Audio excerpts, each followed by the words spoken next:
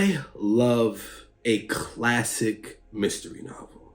Part of the reason is probably because when I was a kid, my mom had me watch horror movies, murder mysteries at a very young age. So whether it's Murder, She Wrote or the classic movie Clue, or as far as books go, whether it's One of Us is Lying or The Murder on the Oriental Express, I love a classic whodunit. I love reading a novel where somebody dies and I have to figure out who the killer is. And I love it when I'm on the edge of my seat the whole time. So that brings me to today's book review. My name is Wes with Supreme Book Dealer, and today I'm going to be talking about this book that I just finished reading, and it is called The Murder of Mr. Wickham by Claudia Gray. Now, Claudia Gray is not the author's actual name. Her actual name is Amy Vincent, and Claudia Gray is just a pseudonym.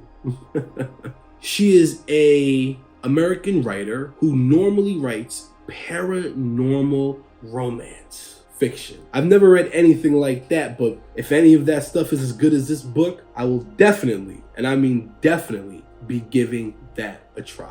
So The Murder of Mr. Wickham sits at about 386 pages, and it is published by Vintage. And as I've stated before, it is a murder mystery. So let's jump right into it. One of the things I love about The Murder of Mr. Wickham is that it actually starts off with many cliches that a lot of murder mysteries start off with. There's a group of mostly wealthy individuals, and they're invited to a dinner party. The dinner party is hosted by the Knightleys. The setting is Downwall Abbey, and there are many couples that are invited to this party. We have the Darcys, we have the Wentworths, we have the Brandons, and a few others. So we also have an uninvited guest, and that, my friends, is Mr. Wickham. Like most murder mysteries or whodunits, that uninvited guest has wronged every single person, or nearly every single person at this party. So when he dies, everyone is a suspect.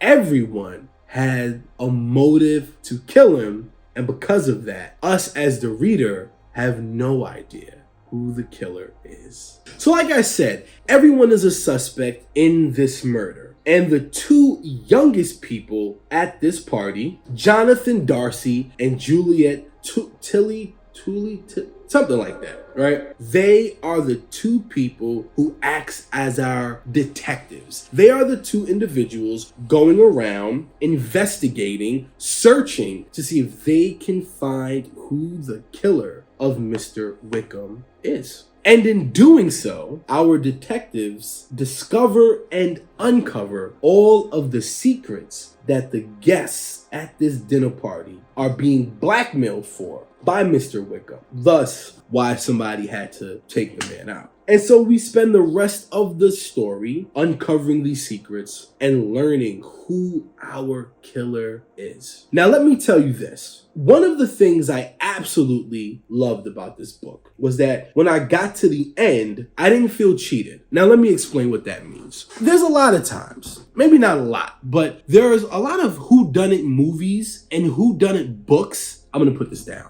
that I've read where I have felt cheated when I got to the end. When I read a book and I see that all of the suspects had a hand in the murder, I feel a little cheated. But when I get to the end of the book and I find out that the person who died committed suicide, I feel a little cheated. Why is that? Because I want a concrete killer. I want somebody that I can look at and say, okay, this person did that. And when I don't get that, I am not a happy camper. But in The Murder of Mr. Wickham, we did get one killer, one person who was responsible for killing Mr. Wickham, and that I loved because it made the journey worth it. When everybody is the killer, it's like, who cares? Okay, 10 people stabbed this man. It's like, for what?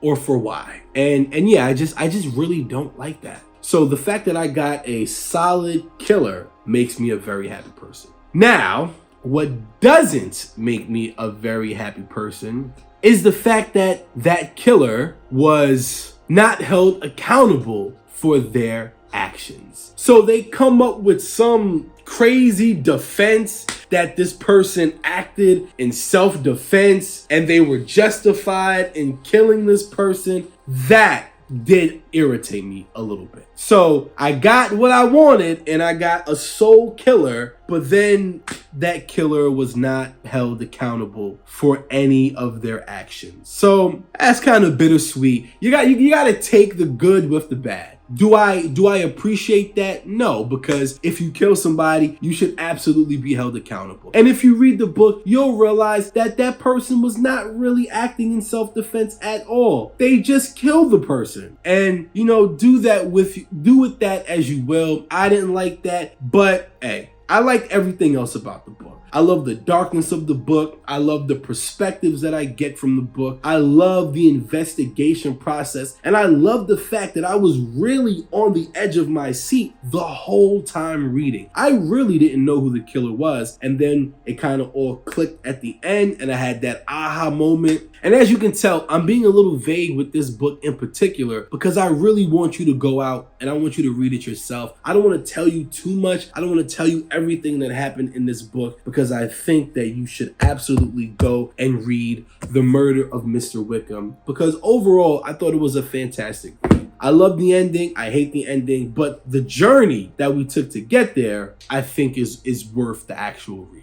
So do I recommend reading The Murder of Mr. Wickham by Claudia Gray? 1000% yes. And with that being said, thank you for watching this video. My name is Wes from Supreme Book Dealer. Please like this video, share this video, subscribe to the channel. And if you have any book recommendations that you would like for me to read and review, please put it in the comment section, or you can always send us an email at supremebookdealer@gmail.com. And I look forward to talking about more books in the future. But as for now, be well and keep reading.